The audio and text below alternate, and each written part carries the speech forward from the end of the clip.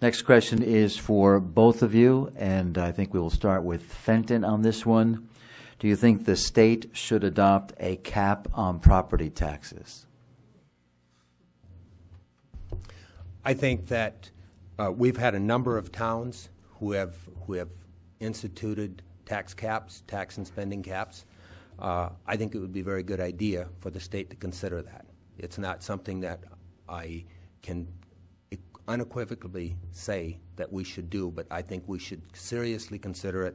What I also believe we should do, and we should have done in this past session, is we should pass a law making it very clear that the towns and cities who have chosen to implement a tax and spending cap can legally do so.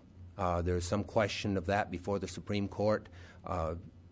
Bills were before the House and Senate in this past session and voted down in both the House and Senate to clearly state that towns and cities have a right to a tax and spending cap. Yes, I believe that would be a good idea, and we should seriously consider that. All right. Jackie, your thoughts on that? Only if we want to pound ourselves back into the Stone Age should we institute a tax cap. Because the problem with tax caps, and we're about to see the full brunt of them, first of all, I would just step aside and say I believe it's Colorado that has one. They've had to suspend it 15 times now because they know it's not working.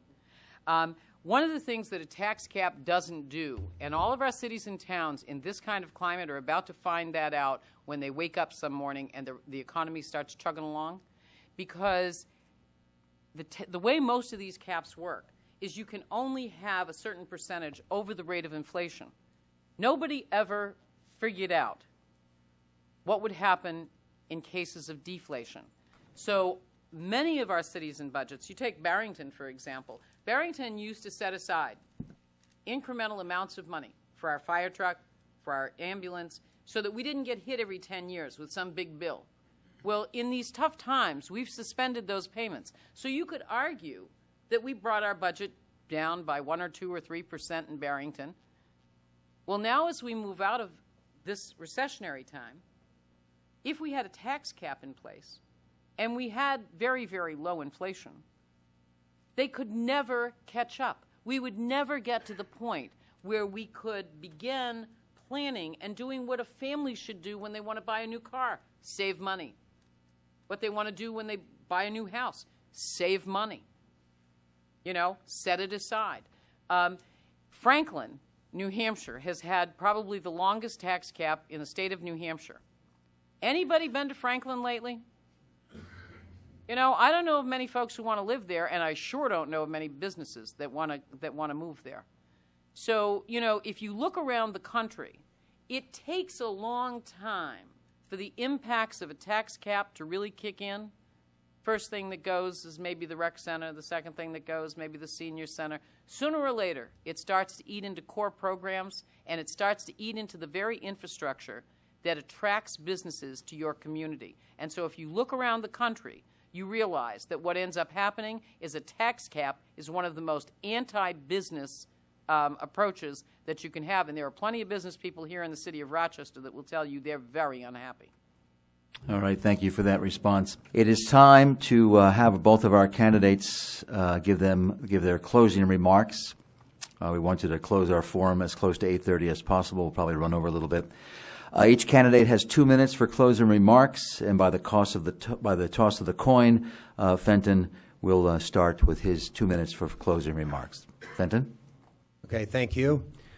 First of all, I want to say that, again, go to the state website, look at the numbers. There were gimmicks used to bring the general fund budget down, but let me just make a simple comparison. If you have, in your own personal budget, if you have a $60,000 budget and $20,000, or to make it fair, make it about a $15,000 portion of that is your groceries, gas, and just your basic ongoing living expenses, and you call that your general budget.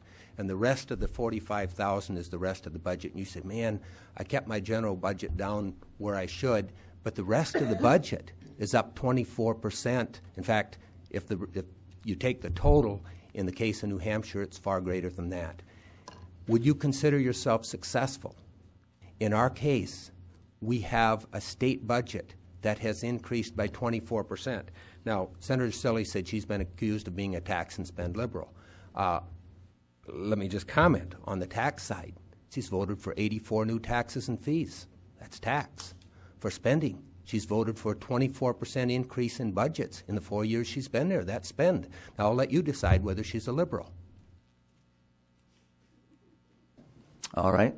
And Jackie, you have 2 minutes for closing remarks. Thank you. For, again, to the chamber and to you, Mike. And I also want to thank the citizens of District 6. It's been an honor and a privilege to serve you in the New Hampshire Senate. It's my hope that from what you've seen of me over the past several years, that what you've heard from me tonight allows me to enjoy your confidence to be reelected. What you've seen tonight is somebody that I think, would approve deregulation of businesses. We know where that's getting us in this country. We've seen over and over and over again how businesses walk away from their responsibilities, but he would regulate the human body. I am absolutely opposed to that. I don't know how you call that smaller government, but I stand by my record. I was told recently that it's so much easier to be a challenger because you don't have a record. You can say anything you want and make all kinds of promises, and then hopefully the voters get to see whether you hold them or not. I haven't made too many promises to the voters in this district, except consistently to serve you with honesty, integrity, passion. It's what I've done. It's what I think has gotten me reelected before. I hope it's enough, because that's the promise that I make, and to serve you with the fullest extent of my capacity in Concord. The data, I promised a piece of great news tonight, and I'm really excited. The numbers, as you heard Mike say, we've got the second fastest job growth rate in the country. We've added 10,000 jobs in the past year. Our taxes are the second lowest per capita in the country, according to the Federation of Tax Administrators. We remain the safest state in the country, the most livable, the best place to raise children. Now, you can quibble about, and I tried to explain some of the fees. It's a little difficult to do in a couple of minutes, but here's the news, folks. Watch the papers, watch the news tomorrow out of Rochester, because everything we've done for the past few years has all come to fruition. You are about to see the most concrete example of where the economic policies that we put into place are leading to job creation. It's going to be great for this district, great for the workers of this district, and I can't be happier, and I want to see all of you the day after. Thanks. We'll have to make that the last word in our candidates forum for New Hampshire State Senate District 6, sponsored by the Greater Somersworth Chamber of Commerce for residents of District 6, Somersworth, Rochester, Barrington, Nottingham, and Madbury. I'm Mike Pomp. I want to thank all the people that submitted questions. They were very good questions as well. And once again, we encourage you to vote. Get out and vote on November 2nd. Thanks to our candidates, Senator Jackie Cilley and Fenton Groen. Thank you for participating in this candidates forum. Thank you very much.